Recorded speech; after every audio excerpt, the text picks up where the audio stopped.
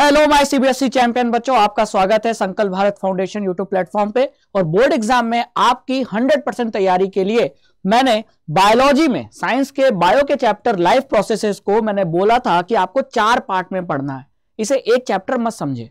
और इसीलिए मैंने लाइफ प्रोसेसेस चैप्टर के 4 वीडियो बनाए हैं। एक वीडियो में आपका एक्सक्रीशन, एक वीडियो में न्यूट्रिशन, एक वीडियो में ट्रांसपोर्टेशन और एक वीडियो में रिस्पिरेशन। तो ये चारों वीडियो आप सीक्वेंस वाइज देख लेना और चारों को अलग अलग पढ़ेंगे तो ही आपको समझ में आएगा। अगर आप इस चैप्टर को एक बार में पढ़ने की कोशिश करेंगे तो कंफ्यूज होंगे। तो आज की इस वीडियो में मैं इस चैप्टर के एक्सक्रीशन वाले पार्ट को समझाऊंगा, ठीक है। तो आपको एक टिप दे रहा हूं, ये टिप आपको बहुत हेल्प करेगा कि आपको इस चैप्टर को तोड़ के पढ़ना है। कभी भी एक साथ मत पढ़ना, है ना, कभी भी समझ में नहीं आएगा। तोड़ के पढ़ोगे तो समझ में आएगा। तो चलिए इस चैप्टर के एक्सक्रीशन टॉपिक को आइए समझ लेते हैं, है ना। सबसे पहले ये डायग्राम आप देख रहे हैं, तो डायग्राम देखने के बाद समझ में आ गया कि कहीं ना कहीं एक्सक्रीशन का काम किसका है, किडनी का है ना, गुर्दे का है। इतनी बात समझ में आ गई। लेकिन आगे बढ़ने से पहले हमें यह समझना पड़ेगा कि एक्सक्रीशन होता क्या है। तो इसको मैं एक एग्जांपल से समझाता हूं। घर में मम्मी सब्जी बनाती हैं तो सब्जी को छिलती हैं, उसके छिलके फेंके जाते हैं। तो छिलका क्या है, वेस्ट, और वेस्ट को क्या किया जा रहा है, फेंका जा रहा है। ठीक उसी तरह बॉडी भी मेटाबॉलिक प्रोसेस जो चल रहे हैं बॉडी में, उसके वजह से बॉडी में वेस्ट पैदा होता है और उस वेस्ट का नाम है यूरिया, है ना। एक्चुअली बनता एमोनिया है, कहां, लीवर में, और ये एमोनिया कन्वर्ट हो जाता है यूरिया में। तो यूरिया हमारे लिए क्या हुआ, यूरिया हमारे लिए एक हार्मफुल नाइट्रोजनस वेस्ट हुआ। तो जैसे सब्जी एक वेस्ट था, हमने फेंक दिया, तो ये भी तो एक नाइट्रोजनस वेस्ट है जो बॉडी में पैदा हुआ, यूरिया। तो बॉडी इसे क्या करेगी, बॉडी के बाहर फेंक देगी। तो इसे फेंकने का यानी बॉडी से यूरिया को बाहर निकालने का जो प्रोसेस है, यही कहलाता है एक्सक्रीशन। तो कभी आपसे डेफिनेशन पूछ ली गई कि व्हाट इज एक्सक्रीशन, तो आप क्या लिखेंगे, the process of removal of harmful nitrogenous waste like urea from the body is known as excretion. अब इसमें मदद कौन सा करता है ऑर्गन, तो मेन ऑर्गन है किडनी, बाकी भी हैं, अभी समझते हैं, ठीक है। तो आइए जरा आगे बढ़ते हैं, ठीक है। तो अब आपको समझ में आ गया कि एक्सक्रीशन का काम किडनी का है, लेकिन किडनी के साथ साथ कुछ और भी ऑर्गन्स हैं, जरा गौर फरमाइएगा, है ना। ये हो गया किडनी, क्लियर। किडनी से जो यूरिन निकलता है, उस यूरिन में यूरिया रहता है। यूरिन और यूरिया अलग अलग चीजें हैं। जो हम वॉशरूम जाते हैं तो यूरिन निकालते हैं, बाहर करते हैं, तो वो यूरिन तो लिक्विड है, येलो कलर का, लेकिन उस लिक्विड में इसका मतलब पानी भी है, कुछ सॉल्ट भी है और यूरिया भी है। तो यूरिन के बहाने हम एक्चुअली में यूरिया बाहर निकाल रहे हैं, है ना। तो वो बनता कहां है, किडनी में। किडनी से यूरिन यूरेटर के रास्ते कहां आ जाता है, यूरिनरी ब्लैडर में, और यहां इकट्ठा हो जाता है और समय समय पर यूरिनरी ब्लैडर से बाहर निकलता है और यूरेथ्रा के रास्ते ये यूरिन हम बाहर कर देते हैं। तो एक बार क्वेश्चन बोर्ड एग्जाम में पूछा था कि किडनी को यूरिनरी ब्लैडर से कौन कनेक्ट करता है, तो वो कनेक्ट करता है कौन, यूरेटर, है ना। लेफ्ट और राइट दोनों यूरेटर होंगे। बात समझ में आ गई। तो यूरेथ्रा हो गया, यूरिनरी ब्लैडर हो गया, यूरेटर हो गया और किडनी हो गया। अब किडनी के अंदर छोटे छोटे नेफ्रॉन होते हैं लाखों की संख्या में, है ना। तो किडनी में एक्चुअली काम कौन कर रहा है, यूरिन फॉर्मेशन का, वो नेफ्रॉन कर रहे हैं, उन्हीं के बारे में हमको पढ़ना है, ठीक है। तो देखो क्या लिखा है, ये एनसीईआरटी का फोटो है, एनसीईआरटी की बुक का। तो वही एनसीईआरटी में आपको पढ़ा रहा हूं कि the excretory system of human beings includes a pair of kidney यानी 2 किडनी, पेयर ऑफ यूरेटर यानी 2 यूरेटर, एक यूरिनरी ब्लैडर और एक यूरेथ्रा। तो आपको ये याद रखना है, ह्यूमन एक्सक्रीटरी सिस्टम के कितने पार्ट्स हैं, एक पेयर किडनी, एक पेयर यूरेटर, एक यूरिनरी ब्लैडर और एक यूरेथ्रा, ठीक है। चलो, kidney are located in the abdomen, one on either side of the backbone, ठीक है। एब्डोमेन में, ये हमारा एब्डोमेन है, एब्डोमेन के आइदर साइड यानी इधर और इधर, और हमारी बैकबोन के ऐसे ऐसे समझ लो, बैकबोन के करीब किडनी लोकेटेड होती है, ठीक है। Urine produce in the kidney, kidney में जो यूरिन बना passes through the ureter into the urinary bladder, यानी किडनी में यूरिन बना, वो यूरिन यूरेटर के थ्रू कहां आया, यूरिनरी ब्लैडर में, और जहां ये क्या हुआ, स्टोर। तो एक चीज आपको ये ध्यान रखना है कि यूरिन का स्टोरेज कहां होता है, यूरिनरी ब्लैडर में होता है, ये साफ साफ यहां लिखा हुआ है। Until it is released through urethra, जब तक कि रिलीज नहीं किया जा रहा है यूरेथ्रा से, तब तक आपका यूरिन स्टोर रहता है यूरिनरी ब्लैडर में, ठीक है। अब क्वेश्चन आता है कि हाउ यूरिन प्रोड्यूस, यूरिन कैसे पैदा हुआ, कहां पैदा हुआ। The purpose of making urine is to filter out waste product. मैंने क्या कहा था, यूरिन क्यों बनाया जा रहा है, क्योंकि यूरिन के बहाने हम एक्चुअली में क्या बाहर कर रहे हैं, हमारे बॉडी का हार्मफुल नाइट्रोजनस वेस्ट यूरिया को बाहर कर रहे हैं। तो यूरिया को बॉडी से बाहर करने के लिए हम यूरिन का फॉर्मेशन करते हैं किडनी में, और उसी यूरिन में यूरिया होता है। तो यूरिन बाहर तो यूरिया भी बाहर। बात समझ में आ गई, ठीक है। तो the purpose of making urine is to filter out waste product from the blood. अब ये यूरिया कहां होता है, ब्लड में होता है। तो ब्लड को फिल्टर करेंगे, यूरिया अलग हो जाएगा, ब्लड आपका साफ हो जाएगा, है ना।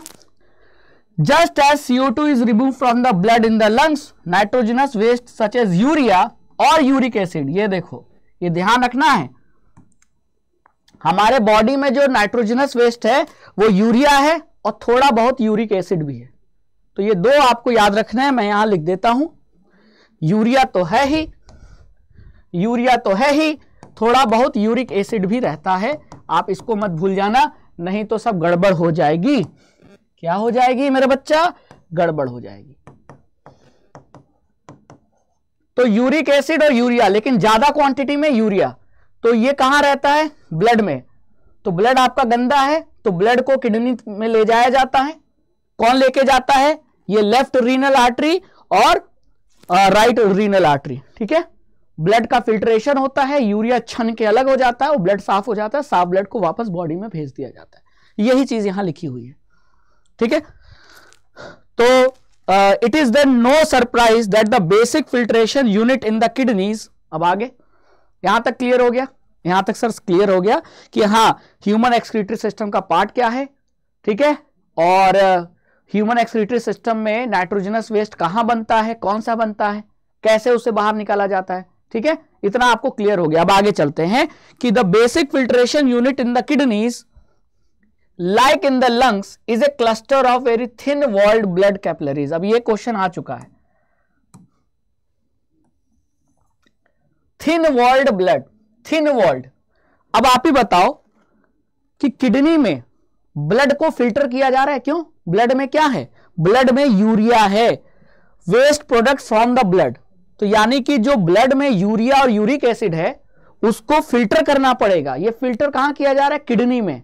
और किडनी में भी बहुत सारे छोटे छोटे यूनिट हैं, यानी बेसिक फिल्ट्रेशन यूनिट, जिन्हें हम क्या कह रहे हैं, नेफ्रॉन कह रहे हैं। तो अगर आपसे पूछा जाए कि किडनी का बेसिक फिल्ट्रेशन यूनिट का नाम बताइए, तो वो है नेफ्रॉन। तो नेफ्रॉन दिखने में ऐसा होता है, ऐसे लाखों नेफ्रॉन पाए जाते हैं किडनी में। किडनी तो ऑर्गन है, ऑर्गन के अंदर लाखों नेफ्रॉन। तो किडनी का फिल्ट्रेशन यूनिट नेफ्रॉन। जैसे बहुत बड़ी हवेली है, हवेली में छोटा सा एक कमरा, और ऐसे बहुत सारे कमरे हैं, तो बहुत सारे कमरों से हवेली बनी, तो बहुत सारे नेफ्रॉन से मिलके क्या बना, किडनी। और किडनी में ब्लड आया, ब्लड में यूरिया और यूरिक एसिड है, उस ब्लड को फिल्टर किया गया तो क्या बना, यूरिन बना, और उस यूरिन में यूरिया है, और ब्लड जब फिल्टर हो गया, यूरिया उससे अलग हो गया, तो साफ ब्लड को वापस बॉडी में भेज दिया गया, ठीक है। तो ये कहा गया है कि किडनी में जो बेसिक फिल्ट्रेशन यूनिट है वो जरूर थिन वॉल्ड ब्लड कैपिलरीज से बना होगा, जैसा कि हमारे लंग्स में होता है। तो लंग्स में जो एल्वुलाई है और किडनी में जो नेफ्रॉन है, उन दोनों में सिमिलैरिटी ये है कि दोनों जगह थिन वॉल यानी पतली दीवार की कैपिलरीज पाई जाती हैं, ताकि एक्सचेंज हो सके, है ना, समझ में आया। लंग्स में किसका एक्सचेंज, कार्बन डाइऑक्साइड और ऑक्सीजन का, और यहां किसका एक्सचेंज, यूरिया का, यूरिक एसिड का।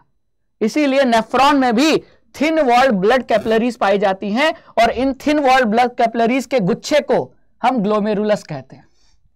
क्या कहते हैं? ग्लोमेरुलस। तो ये नेफ्रॉन का आप स्ट्रक्चर देख रहे हो, इस स्ट्रक्चर में यहां एक गुच्छा है। किसका गुच्छा? ब्लड कैपिलरीज का। और ऐसी ब्लड कैपिलरीज जिनकी दीवारें पतली हैं, और इसी पतली दीवालों की ब्लड कैपिलरीज का जो गुच्छा है ना, उसे ही ग्लोमेरुलस कहते हैं। ठीक है। Each capillary cluster in the kidney is associated with the cup shaped end of A coiled tube called Bowman's capsule. अब ये जो गुच्छा है, ये जिस कप शेप्ड स्ट्रक्चर में पाया जाता है उसे कहते हैं बोमेन्स कैप्सूल। बात समझ में आई? मतलब आपका अगर ये कप है तो ये कप क्या हो गया? बोमेन्स कैप्सूल, और इसके अंदर जो गुच्छा पाया जा रहा है वो ग्लोमेरुलस हो गया। ब्लड कैपिलरीज का ये गुच्छा ग्लोमेरुलस, और जिस कप शेप में ये पाया जाता है वो बोमेन्स कैप्सूल। चलो सर, बहुत बढ़िया, आगे चलते हैं। ठीक है। Bowman's capsule that collects the filtrate. अब ये क्या है? बोमेन्स कैप्सूल फिल्ट्रेट को कलेक्ट कर रहा है। फिल्ट्रेट मतलब समझ में आया? जैसे मान लो कि चाय है, चाय आपने बनाई, चाय को आपने छन्नी से छाना, तो जब छन्नी से छानते हैं तो चाय पत्ती ऊपर रह जाएगी, और जो चाय है ना, लिक्विड वाला, लिक्विड पार्ट, वो गिलास में आ जाएगा या कप में आ जाएगा। तो जो चाय छन के नीचे आई, वो उस चीज को फिल्ट्रेट कह रहे हैं, है ना। या जैसे घर में आटे को चाला जाता है, रोटी बनाने से पहले आटे को चाला जाता है, तब आटे में जो चोकर है वो छनकर ऊपर, आटा छन के नीचे आ जाता है और चोकर ऊपर रह जाता है। तो जो चीज छन के नीचे आई वो चीज फिल्ट्रेट कहला रही है। तो उसी तरह मान लो ऐसा मान लो कि ये आपकी एक छन्नी है, इसमें छोटे छोटे छेद हैं। हाँ, ठीक है। ये छन्नी है, जैसे चाय की छन्नी होती है, सीव। अब यहां आया ब्लड, क्या आया? लाल कलर का क्या होता है? खून होता है। इसमें क्या है? अब इस ब्लड में, ये गंदा ब्लड है क्योंकि इसमें क्या है? यूरिया। ठीक है, क्लियर? अब जब ये छन्नी से छाना गया, ये छन्नी मतलब समझ लो ये नेफ्रॉन है, ये नेफ्रॉन में ग्लोमेरुलस जो है वहां ये छाना जा रहा है। तो छन के जो चीजें नीचे आ जाएंगी, क्या क्या नीचे आ जाएगा? अरे यूरिया आ जाएगा, पानी आ जाएगा, है ना, ग्लूकोज भी आ सकता है, एमिनो एसिड भी आ सकता है। तो जो चीजें छन कर नीचे आ गई, सॉल्ट भी हो सकता है, तो जो चीजें छन कर नीचे आ गई उसी को हम कह रहे हैं क्या? उसी को कहा जा रहा है फिल्ट्रेट। तो आपके फिल्ट्रेट में, नेफ्रॉन में जो ब्लड को छाना गया, फिल्टर किया गया, तो नीचे जो इकट्ठा हुआ वो फिल्ट्रेट है। उसमें क्या क्या है? उसमें यूरिया है, पानी है, ग्लूकोज है, एमिनो एसिड है, सॉल्ट है। ठीक है। तो यही कहा जा रहा है कि जो बोमेन्स कैप्सूल है वो फिल्ट्रेट को क्या करता है? कलेक्ट करता है, यानी वहां इकट्ठा हो जाता है फिल्ट्रेट। छन्ने के बाद फिल्ट्रेट इकट्ठा हो जा रहा है बोमेन्स कैप्सूल में। Each kidney has a large number of these filtration unit called nephron. अब मैंने बताया था कि किडनी में बहुत सारे नेफ्रॉन होते हैं, और नेफ्रॉन क्या है? Filtration unit. तो वही चीज लिखी है कि each kidney has a large number of these filtration units called nephron packed closely together. Some substances in the initial filtrate such as glucose, amino acid, salt and a major amount of water are selectively reabsorbed. अब ये line बहुत important है। अब ये आपका मान के चलिए कि जो आपका फिल्ट्रेट है वो यहां बोमेन्स कैप्सूल में इकट्ठा हो गया। अब ये बोमेन्स कैप्सूल से ये फिल्ट्रेट क्या होगा? आगे पास करेगा। किसमें पास करेगा? रास्ता है ट्यूबुलर पार्ट, ट्यूब्यूल्स, ये रास्ता देख रहे हैं, इन्हीं को कह रहे हैं। तो इसमें धीरे धीरे ये आगे बढ़ेगा। ठीक है, ये देखो ये आगे बढ़ रहा है, ये ऐसे ऐसे आगे बढ़ेगा।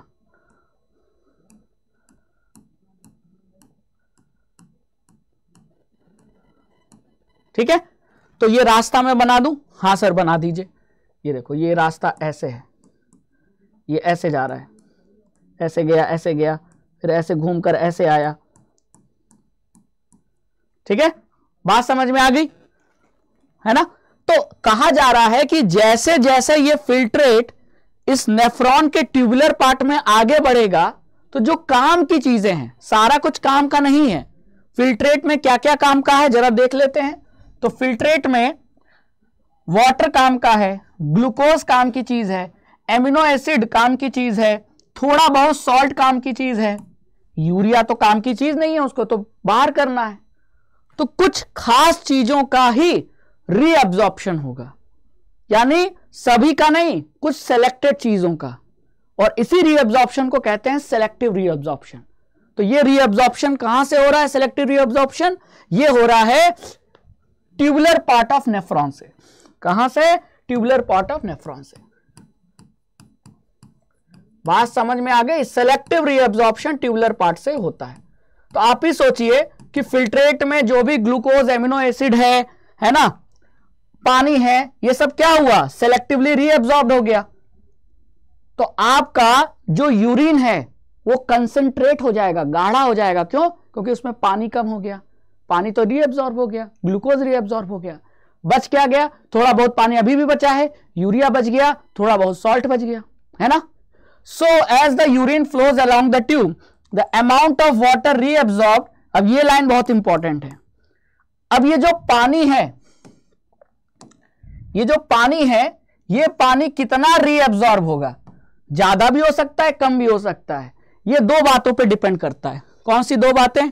पहला कि the amount of water reabsorb depends on how much excess water there is in the body. Body में कितना एक्सेस वाटर है। अगर शरीर में ज्यादा पानी है तो रीअब्जॉर्प्शन की जरूरत ज्यादा नहीं है, तो कम रीअब्जॉर्प्शन होगा।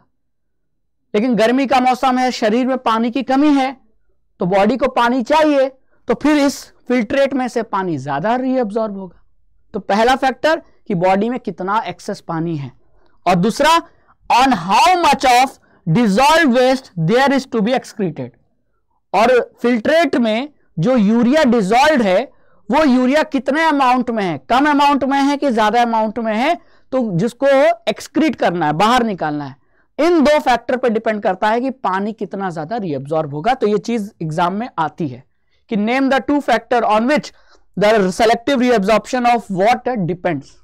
तो पहला फैक्टर क्या है? On how much excess water there is in the body, और दूसरा on how much of dissolved waste there is to be excreted. कितना ज्यादा डिसॉल्व्ड वेस्ट मतलब यूरिया को शरीर से क्या करना है? बाहर निकालना है। ज्यादा निकालना है तो ज्यादा पानी चाहिए, कम निकालना है तो कम पानी चाहिए। कम पानी चाहिए तो एब्जॉर्प्शन ज्यादा होगा, और ज्यादा पानी की जरूरत पड़ेगी एक्सक्रीट करने के लिए, तो रीअब्जॉर्प्शन कम होगा। बात समझ में आ गई? The urine forming in each kidney eventually enters a long tube ureter. फिर यहां से यूरिन क्या होता है? बनने के बाद जब यहां आया तो उसमें क्या बच गया है? जब आपका फिल्ट्रेट यहां पहुंचा है ना, यहां, तो उसमें बच केवल गया है थोड़ा बहुत पानी, पूरा यूरिया और थोड़े बहुत सॉल्ट। अब इसी को मिलाकर हम क्या कह रहे हैं? यूरिन कह रहे हैं। अब ये किडनी से, अब ये नेफ्रॉन किडनी में होता है। अब एक बार यूरिन बन गया तो किडनी से नेफ्रॉन, ये यूरिन कहां जाएगा? बताओ कहां जाएगा? कहां जाएगा? ये यूरेटर के थ्रू पास होगा, यूरिनरी ब्लैडर में जाएगा। वही चीज यहां लिखी गई है कि eventually enters a long tube called ureter which connects the kidney with the urinary bladder. Urine is stored in the urinary bladder until the pressure of the expanded bladder leads to the urge to pass it out through the urethra. यानी urinary bladder में urine भर गया, अब भरते भरते एक समय आएगा कि यूरिन यूरिनरी ब्लैडर की दीवारों पर प्रेशर लगाएगा, तो हमारी बॉडी से एक सिग्नल आएगा कि नहीं, अब यूरिन को पास कर देना है। तो हम क्या करेंगे? यूरिन से को पास कर देंगे। The bladder is muscular so it is under nervous control. ये लाइन बहुत इंपॉर्टेंट है कि ये जो यूरिनरी ब्लैडर है, जहां यूरिन स्टोर हो रहा है, इसकी दीवारें मसल्स की बनी होती हैं, और मसल्स पे आके खत्म होता है न्यूरॉन, न्यूरोमस्कुलर जंक्शन। तो नर्वस टिश्यू से कंट्रोल होता है कि कब हमको यूरिनरी ब्लैडर से यूरिन को बाहर निकालना है, फिर हम जाते हैं सुसु करने। बात समझ में आ गई? ये चीज था। तो ये आपको ध्यान रखना है कि नर्वस कंट्रोल के अंदर होता है यूरिनरी ब्लैडर। ठीक है? As we have discussed elsewhere, as a result we can usually control the urge to urinate, और इस तरीके से हम यूरिनेशन करते हैं, ठीक है, और अर्ज को मतलब हमारी इच्छा को कंट्रोल करते हैं, ठीक है, बात समझ में आ गई। चलो आगे चलते हैं नेक्स्ट। अब यहां देखो, अब अगर आपकी किडनी खराब होगी तो ब्लड को साफ कौन करेगा? किडनी तो खराब है, तो इसके लिए एक मशीन होती है जिसको कहते हैं डायलिसिस मशीन, और ये मशीन किसको साफ कर रही है? ब्लड को। जैसे किडनी ब्लड को साफ करती थी, तो ब्लड के लिए वर्ड यूज होता है हीमो, तो हीमोडायलिसिस यानी ब्लड को साफ करना, और इसी को आर्टिफिशियल किडनी भी कहते हैं, क्योंकि काम तो किडनी का ही कर रहा है ना। तो किडनी नेचुरल हो गई और ये मशीन आर्टिफिशियल हो गई, ठीक है। अब इस पे मैं क्यों पढ़ा रहा हूं, इस पे क्वेश्चन आ चुका है, ठीक है। अब देखो इस पे क्वेश्चन ये आया कि जरा आप ध्यान से देखो कि यहां से पेशेंट का जो ब्लड है, इस ब्लड में अभी क्या है? यूरिया है कि नहीं? हाँ यूरिया है। ये ब्लड कहां भेजा जा रहा है? ये ब्लड भेजा जा रहा है इस मशीन में, जहां ये मेम्ब्रेन बना है। आपको ऐसा दिख रहा है? मेम्ब्रेन दिख रहा होगा, है ना? ये मेम्ब्रेन दिख रहा है? हाँ मेम्ब्रेन दिख रहा है।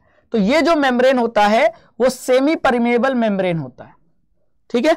अब सेमी परमेबल मेम्ब्रेन में आप देखो कि ब्लड तो यहां से आया, है ना।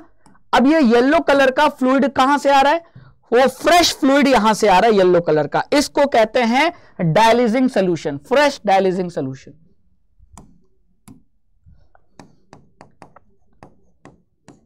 Fresh dialysing solution, fresh dialysing solution, ये आपको येलो कलर से दिखाया गया है। तो ये इधर से आया, ऊपर से आया ब्लड।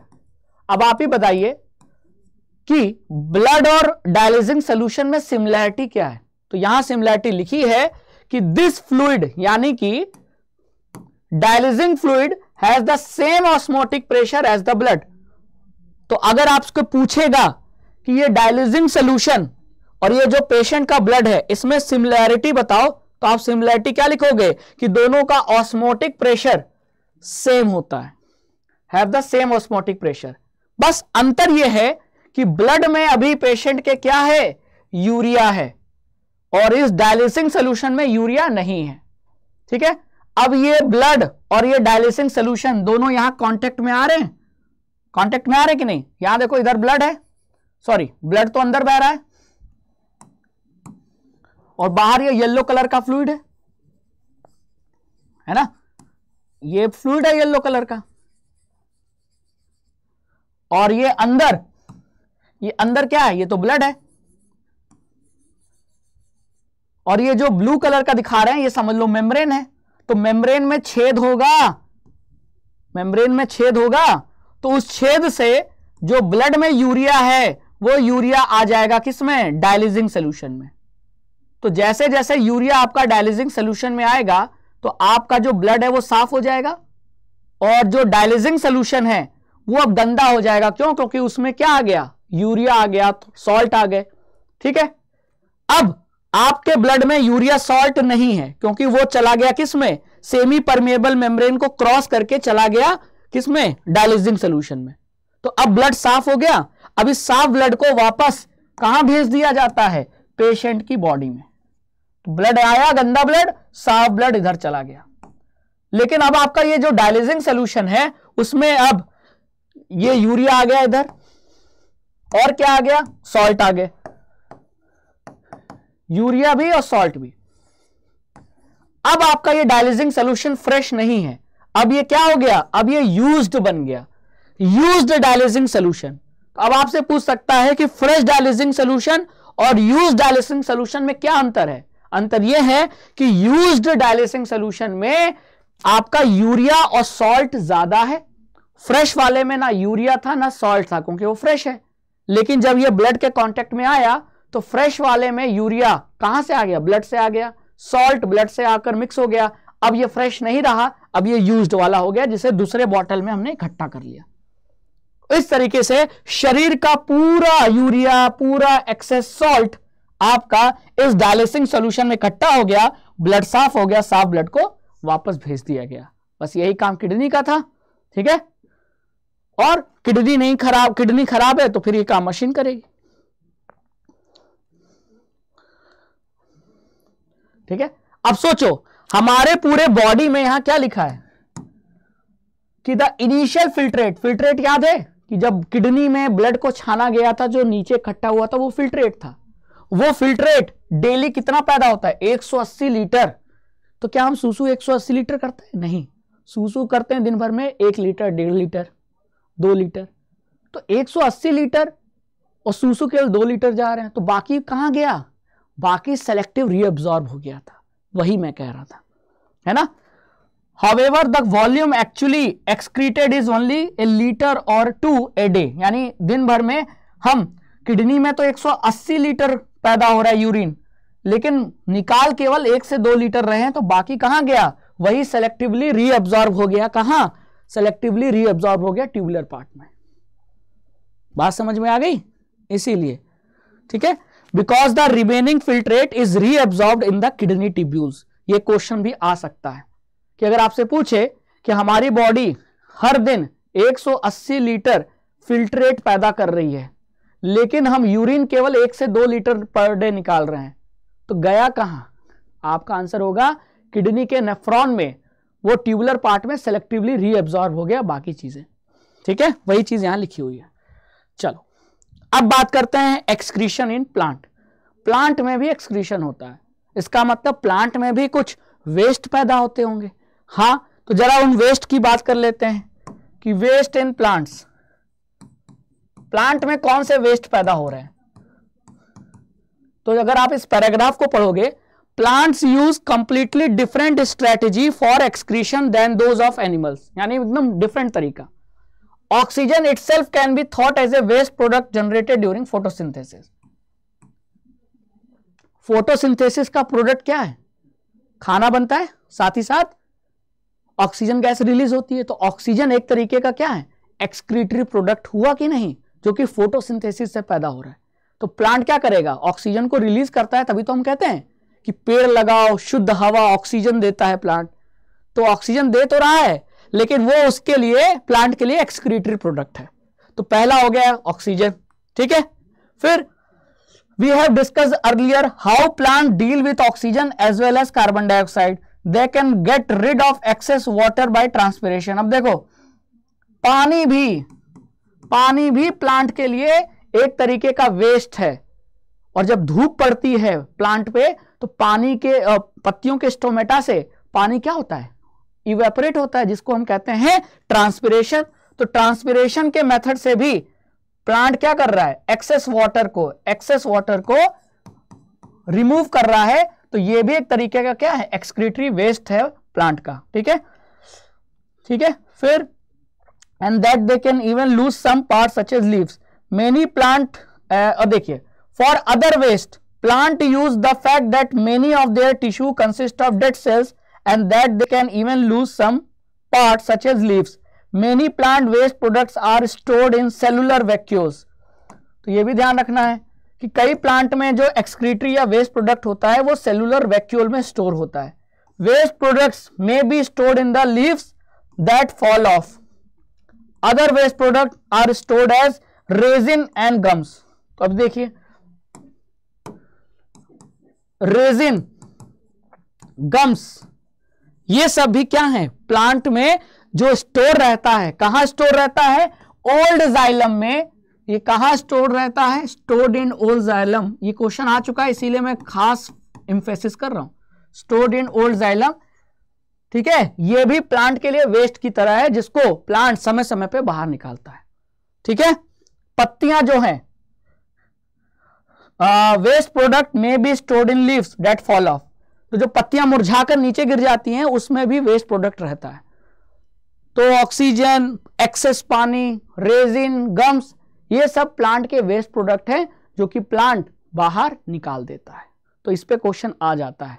ये भी आया था कि रेजिन और गम्स कहां स्टोर रहते हैं? ओल्ड जाइलम में। कई प्लांट में वेस्ट प्रोडक्ट कहां स्टोर रहता है? सेलुलर वैक्यूल में। तो ये सब चीजें आपको ध्यान रखनी है, ठीक है। तो इस तरीके से हमारा ये आपका एक्सक्रीशन का जो टॉपिक है वो कंप्लीट होता है। तो अब इसको आपने अलग से पढ़ा, अब इस पूरे लाइफ प्रोसेस चैप्टर को पढ़ोगे तो कंफ्यूजन होगा, लेकिन अलग से पढ़ोगे इसको तो कोई दिक्कत नहीं आएगी। तो यहां ये वीडियो खत्म होता है। आई होप कि आपको ये चैप्टर का ये टॉपिक अच्छे से समझ में आ गया होगा, ठीक है। और मैंने कोशिश की है कि इस चैप्टर को 4 पार्ट में पढ़ाऊं, एक्सक्रीशन अलग, न्यूट्रिशन अलग, ट्रांसपोर्टेशन अलग और रेस्पिरेशन अलग। और मैं चारों वीडियो आपको चैनल पे मिलेंगे जैसा कि आप अभी देख पा रहे हो। तो best of luck for your board exam. Board exam के लिए आपको अच्छे से पढ़ाने के लिए मैंने कोशिश की थी। राघवेंद्र सर की ये कोशिश जरूर रंग लाएगी। आप वीडियो जरूर देख के जाना, ठीक है। कोई भी क्वेश्चन गलत नहीं होगा। Thank you so much. जय हिंद, जय भारत।